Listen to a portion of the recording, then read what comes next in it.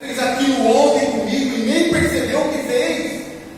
Um e outro sempre quer ter razão, e isso acaba desgastando o relacionamento. O seu casamento está caminhando para o fracasso. Abra mão da sua vida, sirva ao próximo.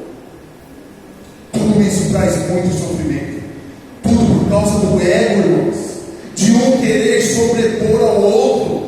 Até na hora de dormir tem diferença. Um dorme com a janela aberta, o outro quer dormir com a janela fechada. Um gosta do tapete em uma posição, o outro gosta de outra. Nós não abrimos mão dessas pequenas coisas para ter um casamento na rocha, para imitar a Cristo. Qual é o casamento que Cristo quer para as nossas vidas? Tudo isso é efeito da queda do homem. Como pode, irmãos, entre duas pessoas ter tanto ego? Entretanto, isso dentro da igreja é potencializado, irmãos. Cada um aqui tem uma ideia, cada um tem um pensamento. Se nós formos querer inflar o nosso ego, irmãos, nós não conseguimos mesmo a participar da igreja, da congregação, do corpo de Cristo. Nós não suportamos. É necessário que nós abrimos mão dos nossos prazeres, daquilo que nós achamos certo, e principalmente dentro de uma igreja, praticar o que está certo na palavra de Deus. A palavra de Deus é a verdade. Seja todo homem mentiroso, diz a palavra de Deus. Na profissão da Gláucia tem aquele problema da professora da mesma série da aula de manhã e a professora da mesma série da aula à tarde. Então meio que montam uma parceria, o que vai dar o material, como vai ser enfeitada a sala. A Gláucia me falou que essa pessoa da tarde, ela é nova e ela já está dando ideias, ela já quer fazer do jeito dela. Abre mão, a Gláucia tem que abrir mão do jeito dela e entregar ao Senhor. Que essa pessoa seja feliz. Ela que está iniciando agora o trabalho na escola como professora, ajude ela. Esse deve ser o nosso comportamento. Abrir mão daquilo que nós achamos bonito. A igreja é bonita de um jeito, a bateria fica bonita do outro lado. Ah, se não for do outro lado, eu não congrego aqui. Para com isso, meu irmão. É a palavra de Deus que é a base de todas as coisas. Se é a palavra de Deus, se nós estamos pregando a verdade, se nós estamos vivendo a verdade, esse é o caminho. Jesus Cristo é o caminho. Deus capacita, mas a partir do momento que o homem começa a achar que ele é o principal ator das obras realizadas por Deus, também se instaura um fracasso, uma ruína em sua vida. Olha para a vida de Satanás, o que diz em Isaías capítulo 14, 13 e 14. Tu dizias no meu coração: eu subirei ao céu, acima das estrelas de Deus, exaltarei o meu trono no monte da congregação e aceitarei mais extremidades do norte, subirei acima das mais altas nuvens e serei semelhante ao Altíssimo. Quando Satanás disse eu, meus irmãos, começou a ruína. Os irmãos sabem da história que foi usado do céu, Lúcifer. É assim também a nossa vida. Quando eu começo a falar, seja no casamento, seja na igreja, esquece, irmãos. Casa na areia. Daniel foi um jovem cheio de discernimento ao interpretar o sonho de Nabucodonosor. Mas olha o que Daniel fala no capítulo 2, versículo 28. Mas há um Deus no céu, o qual revela os mistérios. A dependência de Daniel em Deus. É Deus que faz tudo, irmãos. O eu tem que morrer. Lucas capítulo 10, versículo 30, Jesus prosseguiu dizendo: certo homem desceu de Jerusalém para Jericó e veio a cair em mãos de salteadores, os quais, depois de tudo que roubaram e lhe causarem muitos ferimentos, retiraram-se deixando-o semi-morto. Casualmente, olha os crentes, descia um sacerdote por aquele mesmo caminho e vendo passou de largo. Semelhantemente, o levita descia por aquele lugar e vendo também passou de largo. Certo samaritano que seguia o seu caminho passou de perto e vendo, compadeceu-se dele. Sensibilidade, imitar a Cristo. O samaritano foi sensível às necessidades primárias das pessoas. Temos que estar atentos à necessidade dos irmãos. Essa é a nossa responsabilidade. Não só do corpo diaconal, do alimento, da conta, do remédio, da vida espiritual. Essa é a nossa responsabilidade como igreja para que nós possamos herdar o reino dos céus, agradar não a nós mesmos, mas o próximo. Deus quer que nosso comportamento seja igual o do samaritano, irmãos. Caminhando para o final, irmãos, o apóstolo Paulo fala de duas fontes de poder espirituais, às quais devemos recorrer a fim de viver de modo agradável a Deus. Versículo 4 do capítulo 15 de Romanos: pois tudo quanto outrora foi escrito para o nosso ensino, foi escrito a fim de que pela paciência e pela consolação das Escrituras tenhamos esperança. A palavra de Deus, irmãos, gera em nós paciência, e pela consolação das Escrituras nós temos esperança.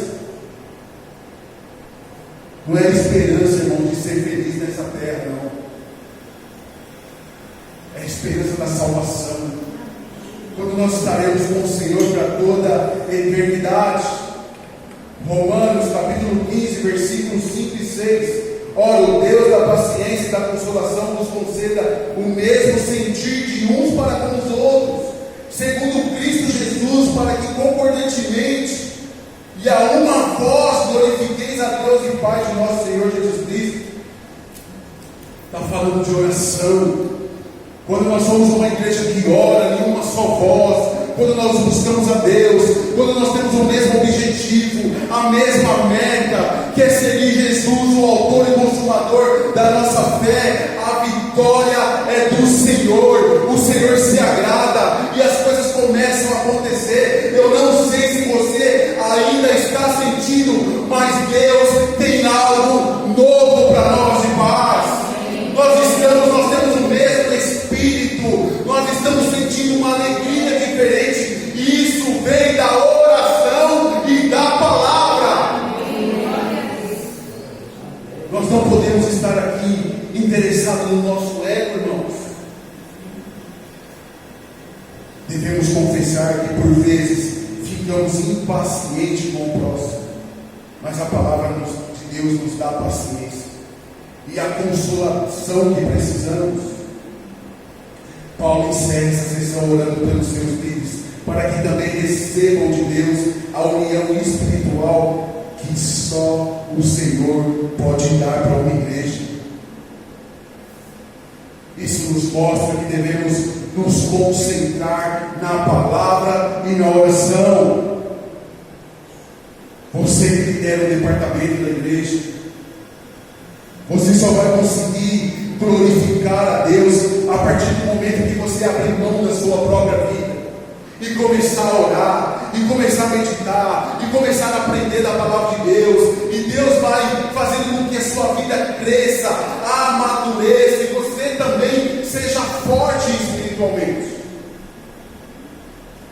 Agora, se nós queremos caminhar com o Senhor e não sofrermos, não abrir mão de estar na nossa caminha, principalmente no culto de consagração, o culto durante a semana, temos que negar a nós mesmos os nossos prazeres, as nossas vontades.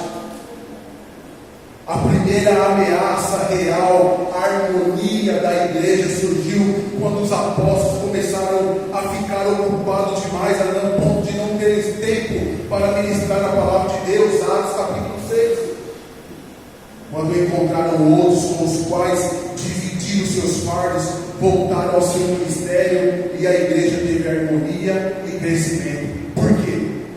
Porque eles voltaram a meditar na palavra, a estudar a palavra, a orar, a ter uma vida de oração. Então nós devemos, irmãos, aqui como igreja local, carregar os fardos uns dos outros, como diz Gálatas capítulo 6, ajudar o irmão, para que a vida dele flua, para que as coisas aconteçam, e o principal, o nome do Senhor seja glorificado. O que Abraão disse a Ló: não haja contenda entre mim e ti, entre os meus pastores e os teus pastores, porque somos parentes chegados. Isso serve para nós, irmãos. Gênesis capítulo 13, versículo 8. Não haja problema entre nós, irmãos. Irmãos, nunca saia da igreja se um dia eu entristecer o seu coração. Vamos buscar em oração. Nunca saia da igreja se o seu irmão entristecer o seu coração, se ele não está te agradando, se ele está sendo inconveniente. Vamos orar. Vamos na palavra. Na palavra tem um remédio. Em Cristo tem um remédio. Em Cristo tem vida. Cristo é a luz dos homens. A palavra tem que ser praticada para que nós tenhamos a casa na rocha. Para encerrar, João capítulo 17, a partir do versículo 20. Não rogo somente por esses, mas também por aqueles que vierem a crer em mim. Olha Jesus orando. Por intermédio da sua palavra, a fim de que todos sejam um, e como és tu, ó Pai, em mim e eu em ti, também sejam eles em nós, para que o mundo creia que tu me enviaste. Eu lhes tenho transmitido a glória que me tens dado, para que sejam um como nós o somos, eu neles e tu em mim, a fim de que sejam aperfeiçoados na unidade, para que o mundo conheça que tu me enviaste e os amaste, como também amaste a mim. Pai, a minha vontade é que onde eu estou, estejam também comigo os que me deste, para que vejam a minha glória que me conferiste, porque me amaste antes da fundação do mundo. Pai justo, o mundo não te conheceu, eu porém te conheci, e também estes compreenderem que tu me enviaste. Eu lhe fiz conhecer o teu nome, e ainda o farei conhecer, a fim de que o amor com que me amaste esteja neles, e eu neles esteja. Devemos acolher uns aos outros, edificar uns aos outros e agradar uns aos outros, tudo para a glória de Deus. Amém? Senhor, obrigado pela tua palavra. Ministra no coração dos meus irmãos. Obrigado por essa oportunidade de celebrar a morte e a ressurreição de Cristo. Haja em nós o mesmo sentimento que houve também em Cristo Jesus. Mata o meu eu, Senhor, que o Senhor vive em mim, para que eu possa glorificar o teu Senhor. É assim que nós oramos.